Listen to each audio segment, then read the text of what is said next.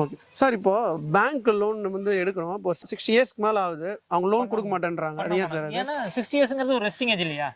இப்போ அவங்களும் பேங்கரும் வந்து ஒரு இன்வெஸ்ட்மெண்ட் பர்பஸ் தான் உங்க மேல வந்து இன்வெஸ்ட் பண்றாங்க. அதாவது நீங்க பண்ற தொழிலுக்கு அவங்க இன்வெஸ்ட் பண்றாங்க. பட் அந்த ரெவன்யூ எப்போ வரும்?